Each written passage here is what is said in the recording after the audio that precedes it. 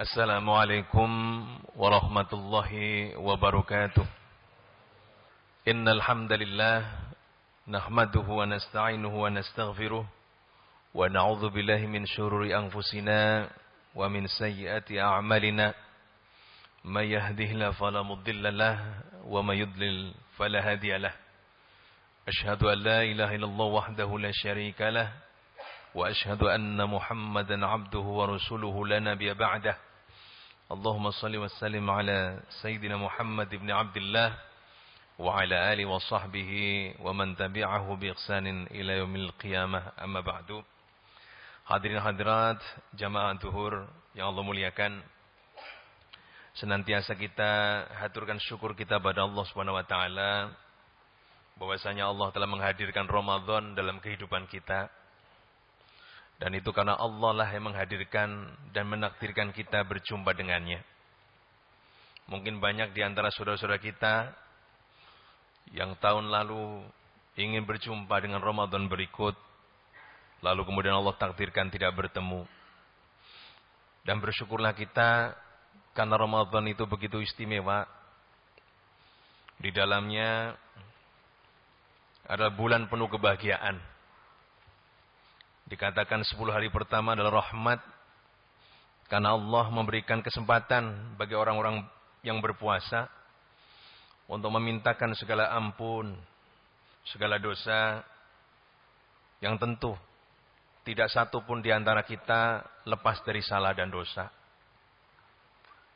Makanya Allah kemudian bukakan pintu-pintu maaf, sebagaimana Aisyah radhiyallahu anha ketika bertanya kepada Rasulullah SAW, "Ya Rasulullah, telah hadir Ramadan, apa yang mesti aku baca?"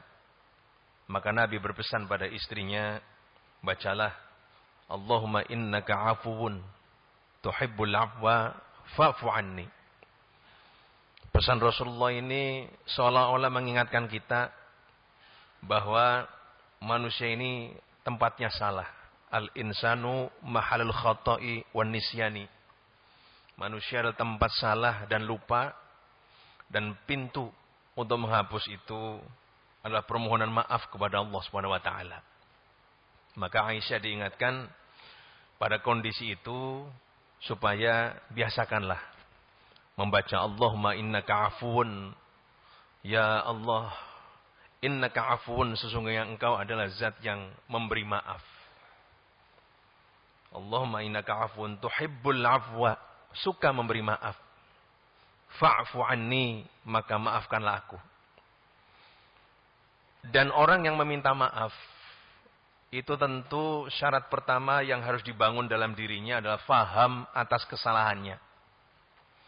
Makanya Indonesia ini mungkin surplus orang-orang istighfar, tetapi defisit orang-orang taubat.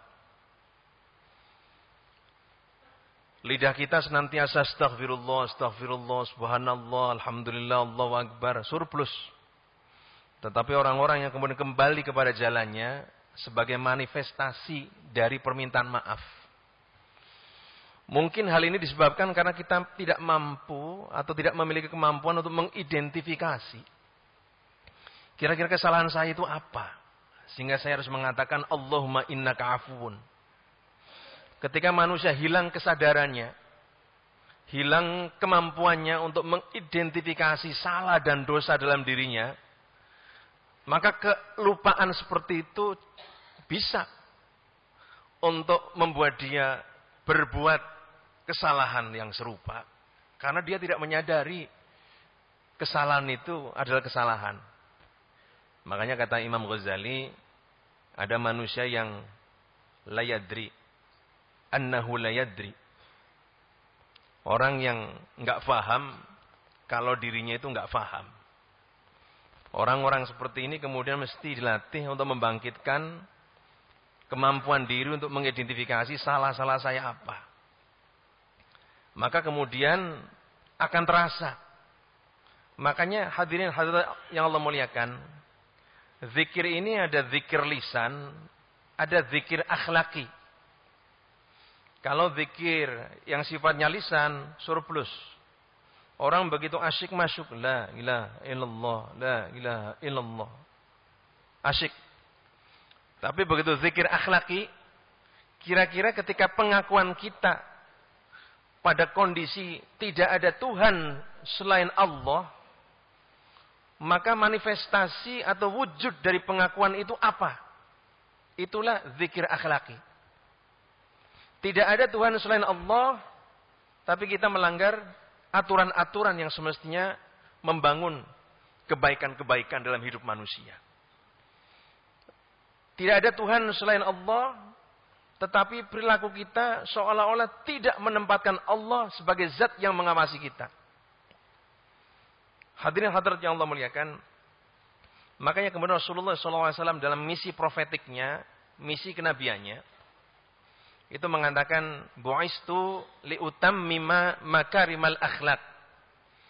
Aku diutus oleh Allah untuk menyempurnakan kemuliaan akhlak manusia. Jadi tidak sama antara definisi akhlak dengan definisi moralitas. Definisi akhlak itu, hadirin hadirat yang Allah muliakan, itu adalah semua perilaku yang kemudian ditujukan kepada Khaliq. Karena kata dasar dari akhlak itu khalaqa, khaliq. Jadi kalau disebut orang berakhlak, maka dia orang yang mencari ridhonya sang Khaliq.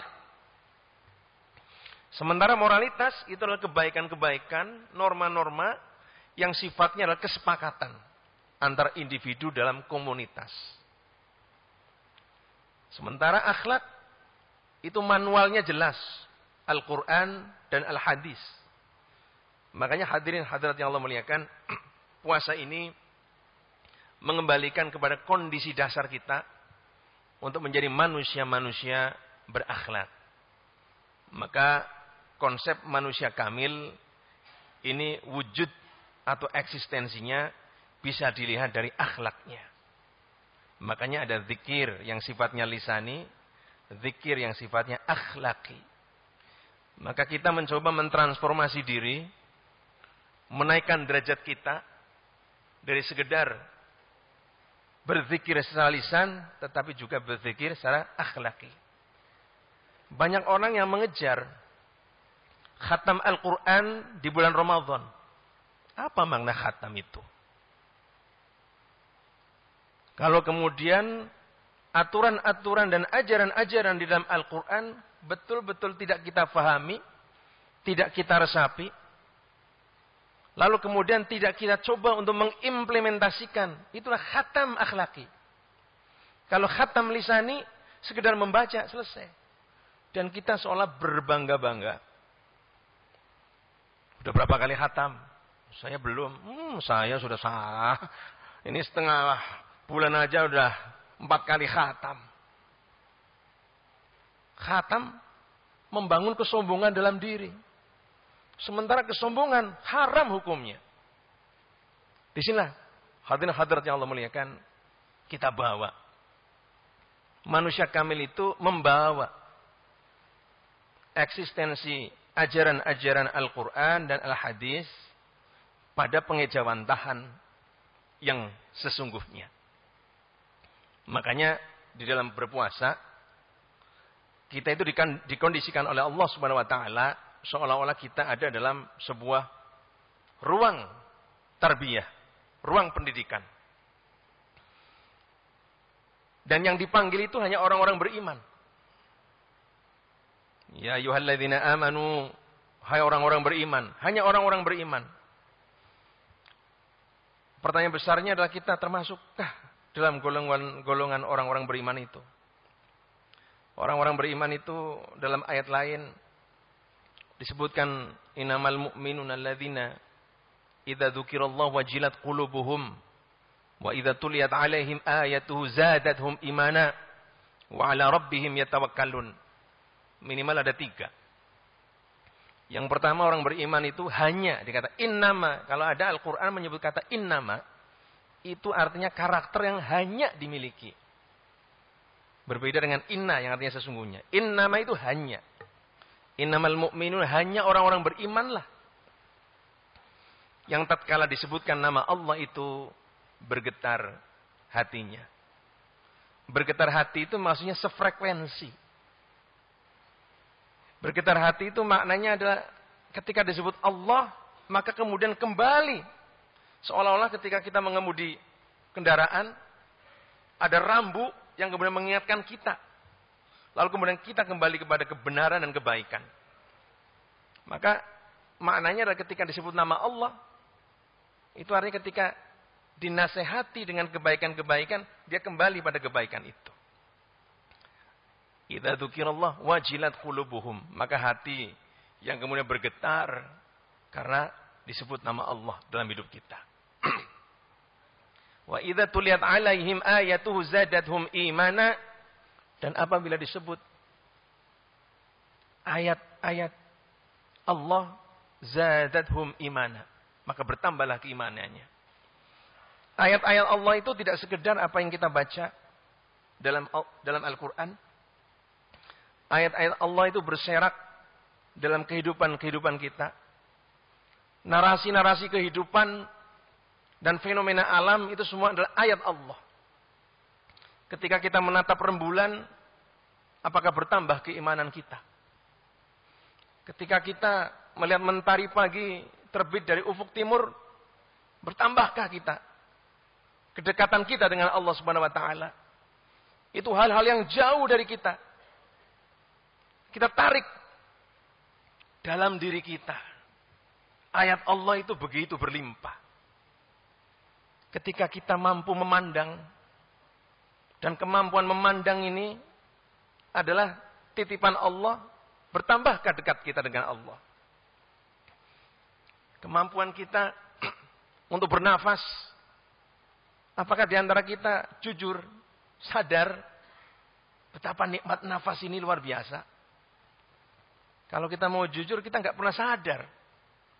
Dari mulai bangun tidur sampai tidur lagi, nafas itu seolah sesuatu yang Allah berikan, tapi kita tidak akui keberadaannya. Maka lumrahlah ketika hamba-hamba Allah itu tidak menangkap ayat-ayat Allah, sehingga tidak zadadhum imana, bertambahlah keimanannya. Maka hadirin hadirat yang Allah muliakan, kemampuan-kemampuan ini kemudian dibangun di dalam ruang pembelajaran yang namanya puasa. Sebagai contoh, ketika kita berpuasa dari mulai fajar sampai sebelum tenggelam matahari, maka tidak ada satupun di antara kita yang niat berpuasa itu lalu kemudian membatalkan puasanya tanpa sebab apapun. Meskipun di sekitar kita tidak ada satupun manusia mengawasi kita, tetapi hati kita terpaut pada Allah Subhanahu wa taala, dan ini merupakan pengkondisian yang Allah ciptakan melalui puasa agar kita menjadi insan-insan yang merasa diawasi oleh Allah. Pada tingkatan ini namanya muhsin. Apabila engkau beribadah, seolah-olah kau merasakan Allah melihatmu. Ini adalah tingkatan itu yang dibangun. Andai kata pelajaran ini dibawa dalam kehidupan nyata, maka kita tidak ingin melanggar aturan-aturan Allah dalam kondisi apapun. Dalam puasa, Rasulullah SAW mengingatkan, kam min sha'imin laisa lahu min siyamihi illal ju'u wal atashu. Berapa banyak orang yang puasa tetapi tidak mendapatkan pahala puasanya dan hanya mendapatkan lapar dan dahaga saja. Jadi banyak orang-orang yang berpuasa itu sekedar memandang puasa sebatas ritual fisik belaka. Jadi kalau sudah mampu menahan lapar dan dahaga hingga maghrib, maka dia katakan puasanya sukses. Padahal itu tidak pada titik itu tujuan puasa. Tujuan puasa adalah bagaimana kita menerjemahkan pesan puasa dalam tradisi kehidupan yang nyata. Contoh, ketika kita puasa, maka mata kita puasakan. Sehingga hal-hal yang membuat kita bertambah nafsu duniawi kita, itu kita kekang. Makanya secara fikih, apa itu puasa? Puasa itu adalah imsakun makhsusun. Menahan diri yang sifatnya khusus. Sifatnya khusus. Karena diatur oleh Allah waktunya, diatur oleh Allah caranya, diatur oleh Allah niatnya. Makanya disebutkan menahan diri yang sifatnya khusus. Nah, kita mesti naik kelas. Menahan diri di sini bukan hanya sekedar menahan lapar dan dahaga saja, tetapi menahan diri dari indrawi-indrawi atau impuls-impuls negatif dalam diri kita.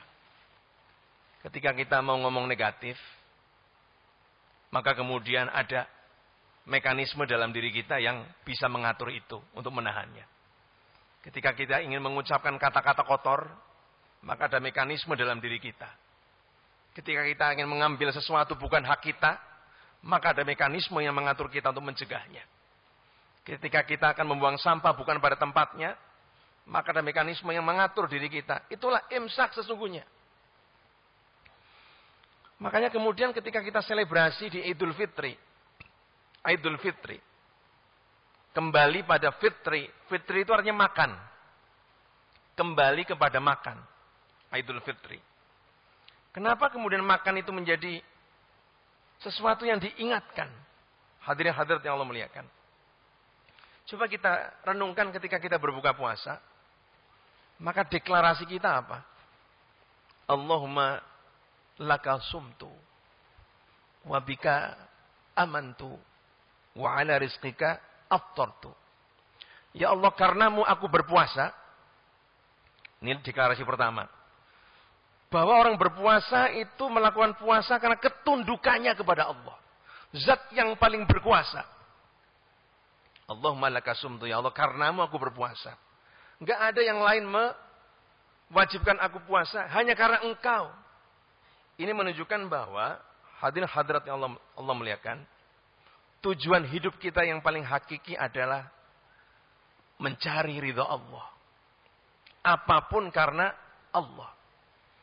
Kalau kita mencari ridha Allah, dimaki sekalipun oleh orang lain, hati kita tenang.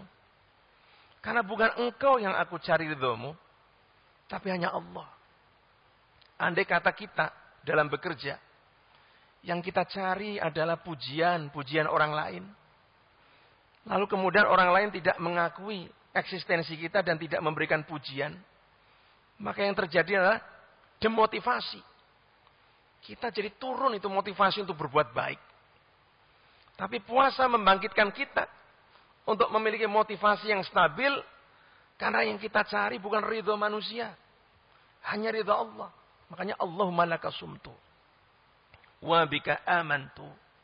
Dan hanya kepadamu ya Allah, aku beriman. Sesuai dengan panggilan Allah. Ya ayyuhalladzina amanu. Maka orang-orang yang mencari ridha Allah itu orang-orang yang beriman. Alladzina idza dzukirallah wajilat qulubuhum. Apabila disebut nama Allah, maka bergetarlah hatinya. Karena niatnya itu hanya pada Allah. Hadirin yang Allah muliakan. Lalu kemudian deklarasi berikutnya, wa ala rizqika aftartu. Dan rezekimu itulah yang aku nikmati. Kalimat ini mengingatkan pada kita, Bapak dan Ibu yang Allah muliakan, bahwa apa yang kita nikmati di muka bumi ini, itu pada hakikatnya adalah milik Allah semutlak-mutlaknya. Tidak ada satupun nikmat materi maupun nikmat non materi itu kita klaim sebagai milik kita. Hatta tubuh kita ini tidak mampu melawan waktu. Semakin bertambah usia, maka semakin bertambah pula umur kita. Semakin bertambah umur kita, maka semakin dikurangilah nikmat di dalam diri kita. Hatta tubuh kita pun kita tidak bisa mengklaim bahwa ini adalah milik kita. Ali bin Abi Thalib itu pernah menjelaskan makna dari takwa itu sendiri. Maka manusia kamil ini juga bisa dimaknai dalam Al-Quran adalah al-muttaqun. Orang-orang bertakwa. Makanya hadis Rasul mengatakan, al-imanu uryanun walibasuhu taqwa. Iman itu telanjang dan pakaiannya adalah takwa. Makanya iman itu internal, takwa itu eksternal. Makanya orang-orang yang berhasil puasa, itu adalah orang-orang yang secara eksternal dapat dilihat orang memiliki perubahan signifikan dalam dirinya. Kemarin gak sabar, begitu selesai Ramadan kelihatan lebih sabar. Kemarin gak santun, begitu selesai Ramadan kelihatan santunnya. Jadi indikatornya sudah jelas. At-taqwa itu menjadi indikator eksternal. Makanya Ali bin Abi Thalib mengatakan ketika ditanya tentang tanda-tanda takwa, beliau menyebut ada 4. Yang pertama kata Ali bin Abi Thalib adalah tanda takwa al-khaufu ilal jalil. Rasa takut kita kepada Allah Subhanahu wa taala. Ini yang pertama. Makanya puasa menanamkan kita sifat ini. Sebagaimana kita tidak mau berbuka puasa sebelum waktunya. Karena apa? Al-khauf ilal jalil. Rasa takut pada Allah Subhanahu wa taala. Tidak ada zat yang ditakuti kecuali Allah. Kalau kita takut pada Allah, maka semakin tinggi tingkat takutnya, semakin tinggi pula tingkat kedekatannya. Berbeda dengan takut kita pada makhluk. Semakin tinggi tingkat ketakutan kita, semakin tinggi pula tingkat kejauhan kita pada makhluk itu. Maka kedekatan pada Allah itu menjadi indikator. Yang kedua, kata Ali bin Abi Thalib, adalah al-amalu bitanzil.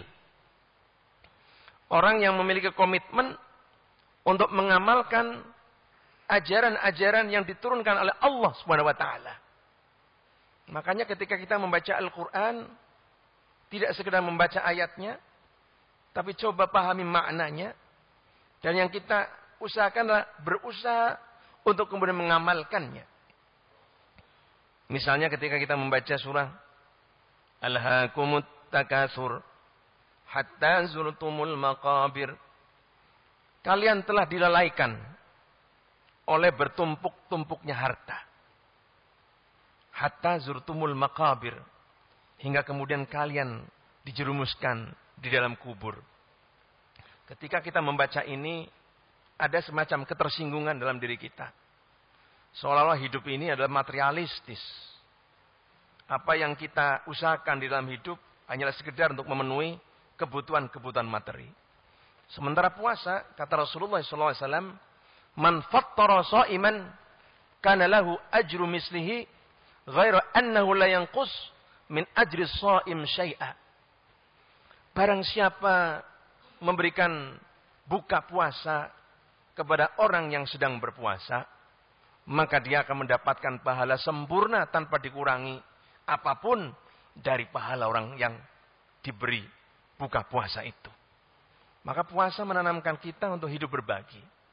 Makanya ketika Quran menyinggung kita tentang aspek-aspek ini, kita bangkit untuk lebih baik.